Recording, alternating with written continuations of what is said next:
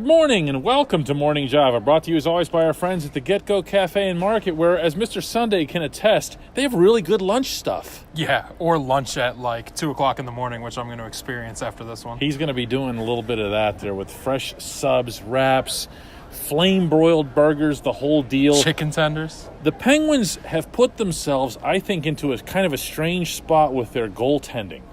Because when you put the backup in, you know what I'm going to say here, and he does well, then you're going into Newark, as are the two of us, with Casey DeSmith as your starter, aren't you? You have to.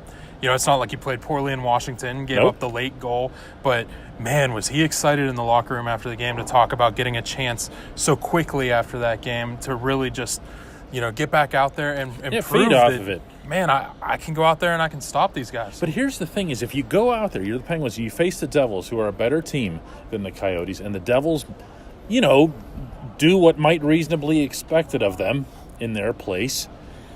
How do you switch back? Or are you just creating the same problems again? Because Matt Murray is the superior goaltender. Yeah, no. Unless we're disputing that, are we?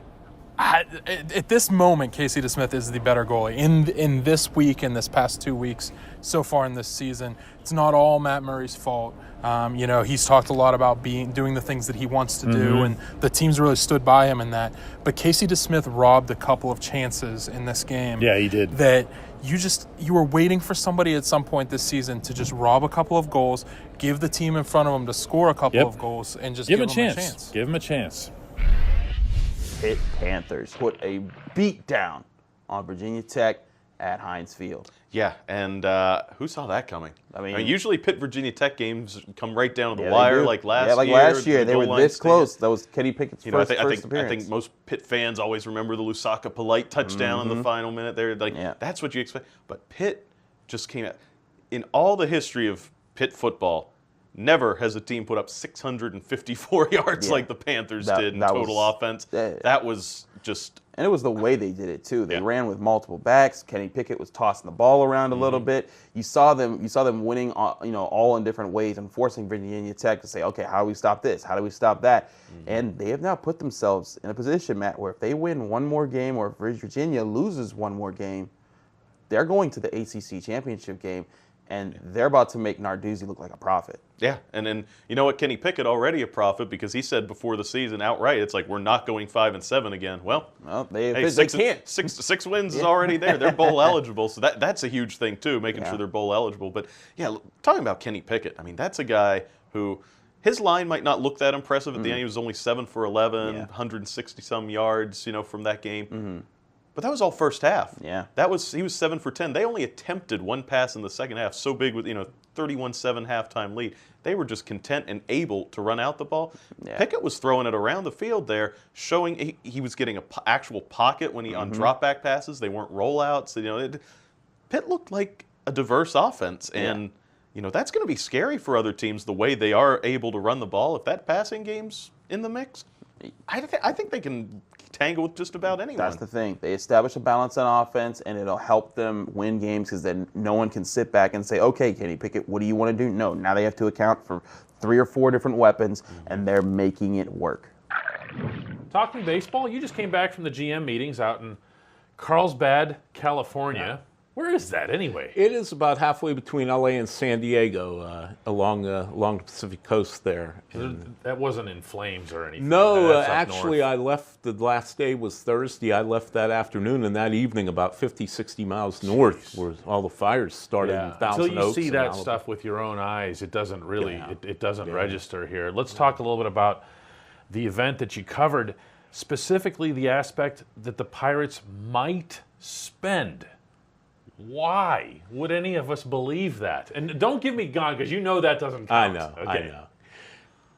I think they at least hinted at a commitment when they traded for Chris Archer and even Keona Kella, who will probably make about $4.5 million in arbitration this winter.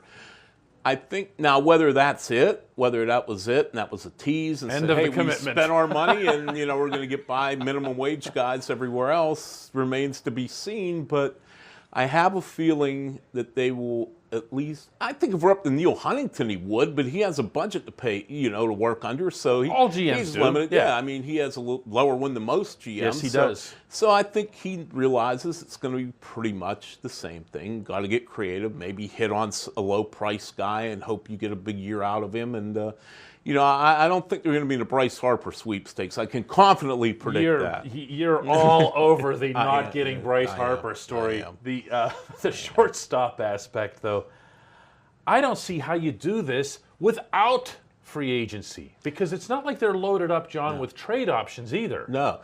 The only real trade options that I've heard are Aledmus Diaz with the Toronto Blue Jays, with the Cardinals for a couple years, came up in 16, made the All-Star team that year.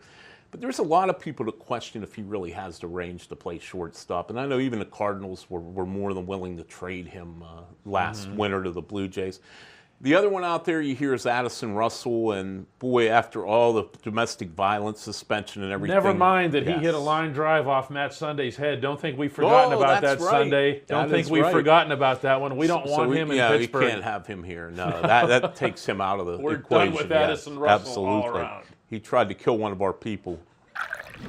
A Sunday with no Steelers, but you still watch the rest of the conference taking shape. And are the Chiefs the class of the AFC? Well, they have to be it right now. They're 9-1. They're on a roll. The only team that's beaten them has been the Patriots, and that was a very close affair. Steelers lost by 5 to them when the Steelers were still lousy. Yeah, and I think that's the ultimate statement that people need to remember. Whenever I hear national pundits talk about the Steelers, Chiefs are so much better than the Steelers. Like, they destroy. Wait a second. Kansas City's got no defense. That's what I keep telling people. And you're not the class of anything without some defense. When people think of that game, for some reason they think that they beat the Steelers by 40 points. But people forget that the Steelers only lost by 5, and they had no Joe Hayden. Their defense was still figuring things out, and their offense was still wildly inconsistent. And with all of that, they were still only down by less than a touchdown. Taking Joe Hayden off this defense is like taking Patrick Mahomes off of that offense. I'm sorry. That's a very good comparison. That's just how it is. If it's not Kansas City and it's not Pittsburgh, this is purely hypothetical here. Who is it? Like, who's the third team? Well, it has to be the Patriots. No, it doesn't have to be the Patriots. I mean, as long as Tom Brady is alive. You watched the games on Sunday, yes, right? Yes, I did. Yeah, the Titans dismantled them. One thing I think that a lot of people overlook are the Chargers, because the Chargers, they still haven't had Bosa this year, and they're still finding ways to win games. Phillip Rivers is playing well. They got Melvin Gordon in the backfield. He's really established a balance for that offense, and they have a really good trio at wide receiver. And I think that the young guy Mike Williams out of Clemson, he's finally coming into his own. But watch out for the Texans, man. I think Deshaun Watson, he's a baller, man. You watch out DeAndre Hopkins. They lost Will Fuller IV, but I mean they're still finding ways to win. And the defense is not particularly good, but they're finding ways to keep the offense in the game. I just don't take that division seriously. I mean, the AFC South is tough too, especially now. Yeah. And this is what I warn people all the time: don't get enamored with the hot team, which last year was the Jaguars, but now they have a target on their back. Jalen Ramsey said Andrew Luck sucked, and Andrew Luck picked him apart on Sunday. Yeah, he did. And by the way, has Marvin Lewis gotten that extension yet?